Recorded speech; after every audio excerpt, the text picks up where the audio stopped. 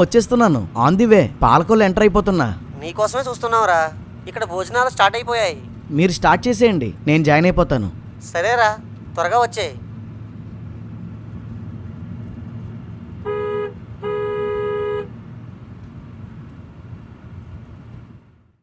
ఎక్కడికి వెళ్ళాలి సార్?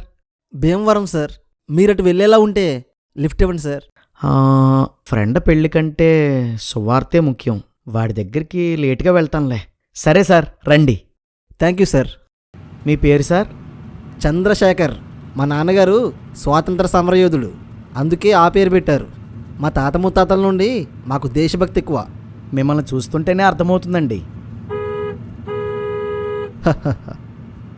మరి మీ పేరేంటి? డానియల్ అండి. ఓ, మీరు బ్రిటిష్ వారా? అదేంటి సార్ అంత మాట అనేశారు?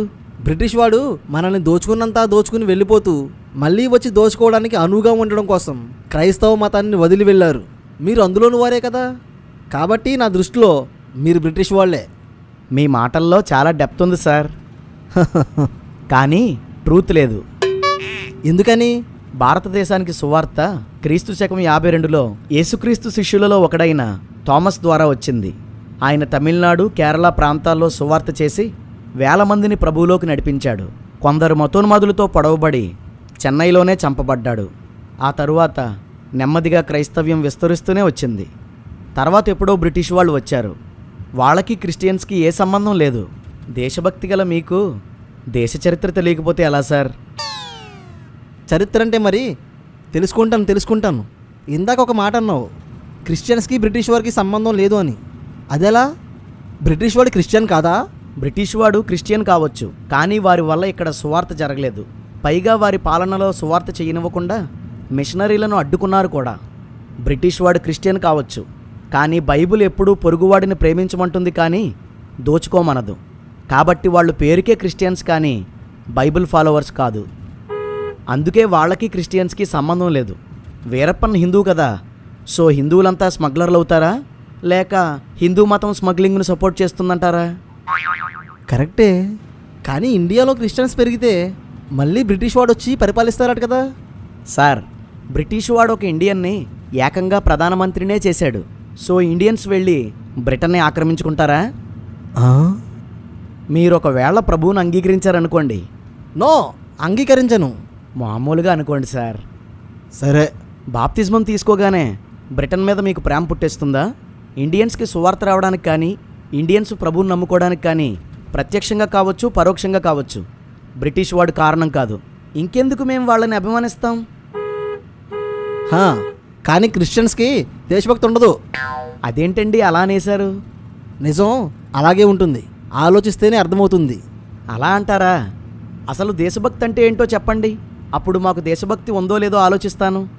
పాయింట్ నెంబర్ 1, భారతదేశంలో ఇంతమంది దేవుళ్ళు దేవతలుండగా విదేశాల్లో పుట్టిన వాడిని పూజించడం ఈ దేశాన్ని అవమానించినట్లు కాదా? స్ట్రైట్గా సమాధానం చెప్పండి.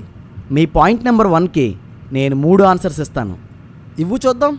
ఆన్సర్ నెంబర్ 1, మనం విదేశాల నుండి సాంకేతిక పరిజ్ఞానం తెస్తున్నాం, విద్య, వైద్య విధానాలను తెస్తున్నాం, వాహనాలు తెస్తున్నాం. అంటే దానికి అర్థం ఇంపోర్టెడ్ వస్తువులు వాడేవాళ్ళంతా దేశాన్ని అవమానించేవారేనా? నేనైతే ఇండియా వస్తువులే వాడతాను. నా చెప్పులు లెదర్, నా బట్టలు ఖద్దర్. ఆహా, మీ ఫోన్ ఏంటి సార్? Samsung A52. ఏం? అది ఎక్కడిది సార్? అనంతపురంలో చేశారా, అమలాపురంలో చేశారా? మీరు వాడే యాప్స్ ఎవరు చేశారు? అయితే మీకు కూడా దేశభక్తి లేదన్నమాట. ఆన్సర్ నెంబర్ 2, భారతదేశంలో పుట్టిన దేవుళ్ళు అన్నారు కదా, ఏ భారతదేశంలో? ఎన్ని భారతదేశాలు ఉన్నాయేంటి? 2 సార్.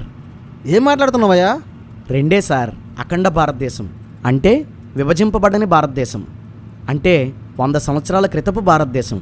ఇందులో బంగ్లాదేశ్, నేపాల్, భూటాన్, శ్రీలంక, మాల్దీవులు ఇంక్లూడ్ అయి ఉండేవి.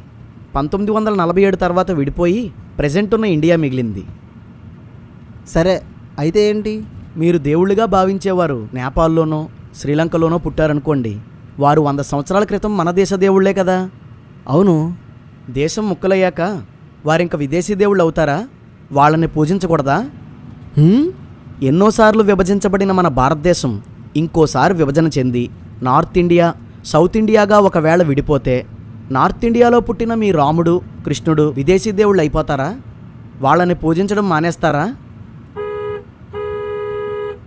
Answer number 3. భీమవరం త్వరగా వస్తే బాగున్ను.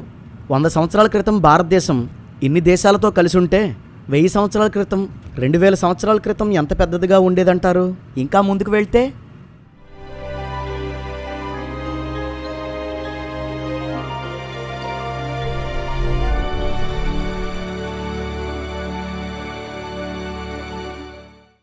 దేవుడు ఈ భూమి మీద మనుషులు దేశాల వారీగా విడిపోక ముందు నుండి ఉన్నాడు. ఈ సృష్టి పుట్టక ముందు నుండి ఉన్నాడు. అలాంటప్పుడు దేవుడికి విదేశీ స్వదేశీ అని ఉంటుందంటారా? సరే, దేశభక్తి నుండి ఈ విషయం తీసేద్దాం. Point number 2. మీరెందుకు పాకిస్తాన్ వాడి కోసం ప్రార్థన చేస్తారు? వాడు మనకు శత్రువు కదా. దేవుడు శత్రువుల క్షేమం కోసం ప్రార్థన చేయమన్నాడు, అందుకే చేస్తాం. పాకిస్తాన్ బాగుండాలని కోరుకోవడం అంటే ఇండియా పాడవాలని కోరుకోవడం కాదు. 2 దేశాలు క్షేమంగా ఉండాలని కోరుకోవడం. మీ ప్రేమకు సరిహద్దులుంటాయి, మా ప్రేమకు ఉండవు. మీరు భారతీయులందరూ నా సహోదరులు అంటారు, మేము ప్రపంచంలో ఉన్నవారంతా మా సహోదరులే అంటాం. ఇది తప్పంటారా? దేశాన్ని ద్వేషించడం అంటారా? Point number 3. ప్రతి మతస్థులు ఎవరి పని వాళ్ళు చేసుకుంటున్నారు. మీరు మాత్రం మత ప్రచారం చేసి దేశంలో శాంతి భద్రతలకు భంగం కలిగిస్తున్నారు. మీకు దేశభక్తి ఉంటే ఇలా చేస్తారా? మన దేశంలో మత విషయంలో శాంతి భద్రతలు పాడవడానికి కారణం మత ప్రచారం కాదు, మతోన్మాదం. మీ పాయింట్ నెంబర్ 3కి నేను 3 ప్రశ్నల్ని సమాధానంగా అడుగుతాను. ఆలోచించి సమాధానం చెప్పండి. Question number 1. ఎప్పుడైనా ఎక్కడైనా ఏ క్రైస్తవుడైనా యేసును నమ్ముతావా నమ్మవా అంటూ ఏ హిందువును కానీ ముస్లింను కానీ కొట్టడం తిట్టడం జరిగిందా? లేదు. సో క్రైస్తవులు మత ప్రచారం చేయడానికి శాంతి భద్రతలకు భంగం కలిగించలేదు. కానీ సువార్త ప్రచారాన్ని ఆపాలని కొందరు మతోన్మాదులు క్రైస్తవులను తిట్టారు, కొట్టారు, చంపారు కూడా. ఎప్పటికీ అది జరుగుతూనే ఉంది. అలాంటి సందర్భాల్లోనే కొంత అల్లర్లు చోటు చేసుకున్నాయి. సో మతపరంగా శాంతి భద్రత పాడవడానికి కారణం మతోన్మాదమే. Question number 2.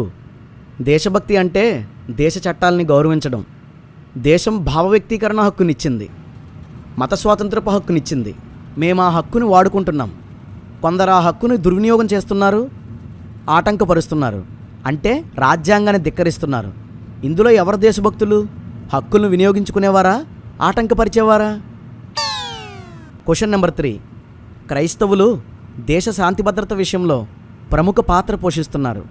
ఎలా అంటే పర్సంటేజ్ ప్రకారం ఇతర మతస్థుల కన్నా అతి తక్కువ నేరాలు క్రైస్తవుల్లో నమోదవుతున్నాయి. అది శాంతి భద్రతలు కలిగించడం కాదా? పర్సంటేజ్ ప్రకారం ఇతర మతస్థుల కన్నా చాలా తక్కువ శాతపు క్రైస్తవులు మాత్రమే తమ పొరుగు వాళ్లకు నష్టాన్ని కలిగిస్తారు. అది శాంతి భద్రతలు కలిగించడం కాదా? క్రైస్తవ సంస్థలు అనాథలకి ఆశ్రమాలు, పేదలకు విద్య, వైద్యం అందించడం వలన భవిష్యత్తులో దేశానికి ప్రమాదంగా మారబోయే ఇలాంటి వారిని ప్రయోజకులుగా మారుస్తున్నారు. ఇది శాంతి భద్రతలు కలిగించడం కాదా? మేము సువార్త చేసేది కూడా దేశ క్షేమం కోసమే. ప్రభుత్వ పథకాలు, నియమాలు దేశ ప్రజల శరీరాల కోసం. మా సువార్త మన దేశ ప్రజల ఆత్మల కోసం. క్రైస్తవులు ఎక్కువ ఉన్న దేశాలు ఎప్పుడూ క్షేమంగా శాంతి భద్రతలతోనే ఉంటాయి. Next point sir. ఇంకేమీ లేవు. నాకు మాత్రం ఒక క్లారిటీ వచ్చింది. దేశభక్తి అంటే ఈ మట్టిని ప్రేమించడం కాదు, మనుషుల్ని ప్రేమించడం.